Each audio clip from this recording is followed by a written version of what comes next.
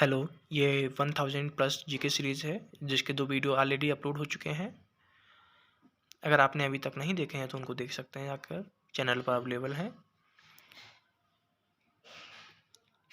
अगर आप जीके की तैयारी करना चाहते हैं तो हमारे साथ बने रहिए। चलिए पहला क्वेश्चन देखते हैं। पहला क्वेश्चन है, दर एक मुद्रा के मूल्य को अन्य मुद्राओं के सापेक्ष दर्शाती है। मुद्रा की विनिमय दर के संबंध में निम्नलिखित कथनों में से कौन सा सही है? अस्थायी विनिमय दरें ऐसी दरें होती हैं जिसमें सरकारें अपनी मुद्रा को खरीदकर या बेचकर हस्तक्षेप करती हैं। नियत विनिमय दरें ऐसी दरें होती हैं जिन्हें सरकारी निर्णयों द्वारा नियत किया जाता है और सरकारी कार्रवाई द्वारा कायम रखी जाती है। ब्रेटन वुड्स प्रणाली के अंतर्गत विनिमय दरें सोने की कीमतों में उतार चढ़ाव के अनुसार जारी की जाती हैं। क्लासिकी स्वर्ण मानक के अंतर्गत विनिमय दरें डॉलर की कीमत के अनुसार नियत की जाती हैं। तो इसका जो ऑप्शन हो जाएगा वह ए हो जाएगा।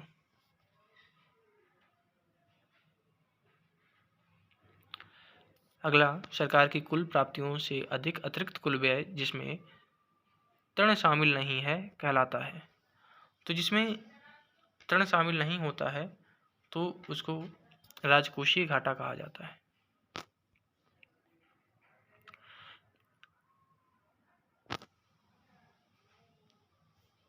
वास्तविक सकल घरेलू उत्पाद का संतुलन स्तर संभाव्य सकल घरेलू उत्पाद से कम हो तो उस स्थिति को क्या कहते हैं? तो उसको मुद्रास्फीति अंतराल कहते हैं। संसद में निर्णायक मत के बारे में निम्नलिखित में से कौन सा कथन सही है? पहला, अध्यक्ष अथवा उस रूप में कार्य करने वाला व्यक्ति यह मत देता है। दूसरा, प्रथम बार मतदान के अतिरिक्त यह मत दिया जाता है। तीसरा, मत बराबर होने की दशा में यह मत दिया जाता है। चौथा, यथास्थिति बनाए रखने के लिए हमेशा यह मत दिया जाता है। तो इसका जो करेक्ट ऑप्शन हो जाएगा ऑप्शन 1 और ऑप्शन 3 हो जाएगा कि अध्यक्ष अथवा उस रूप में कार्य करने वाला व्यक्ति यह मत देता है और मत बराबर होने की दशा में ही यह मत दिया जाता है। राष्ट्रीय आपदा प्रबंधन प्राधिकरण के अध्यक्ष कौन है? तो राष्ट्रीय आपदा प्रबंधन प्राधिकरण के अध्यक्ष जो होते हैं वो प्रधानमंत्री होते हैं। ईस्ट इंडिया कंपनी ने चीनी व्यापार का एकाधिकार कब खो दिया? तो जो ईस्ट इंडिया कंपनी ने चीनी का व्यापार था उसमें एकाधिकार जमाए हुए थी, तो खोया था वह 1833 में खोया था। ब्रिटिश भारतीय चिकित्सा IMS के संबंध में निम्नलिखित कथनों में से कौन सा सही नहीं है? पहला, IMS वर्ष 1764 में आरंभ हुई। दूसरा, इसमें प्रतियोगी परीक्षा द्वारा स्वस्थ व्यावसायिकों की भर्ती की जाती थी। तीसरा, IMS में भारतीयों को कभी प्रवेश नहीं दिया जाता था।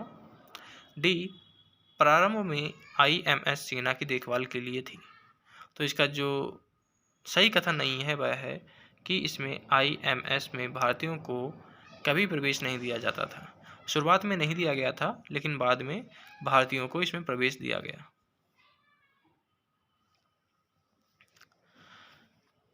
रैयतवाड़ी बंदोबस्त के संबंध में निम्नलिखित कथनों में से कौन सा सही नहीं है?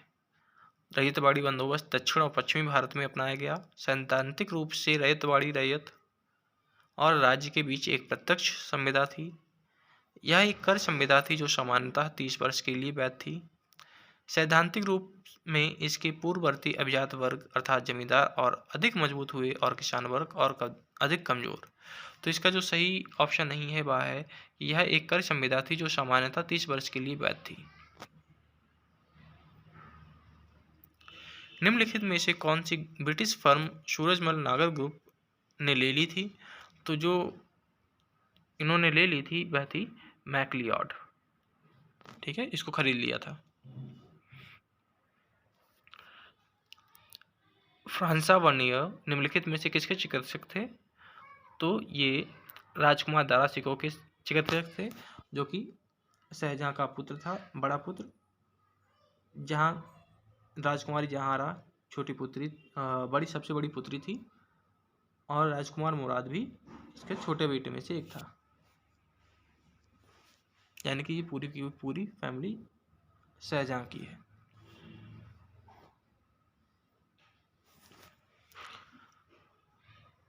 तो दोस्तों हमें आशा है कि आपको यह वीडियो अच्छी लगी होगी।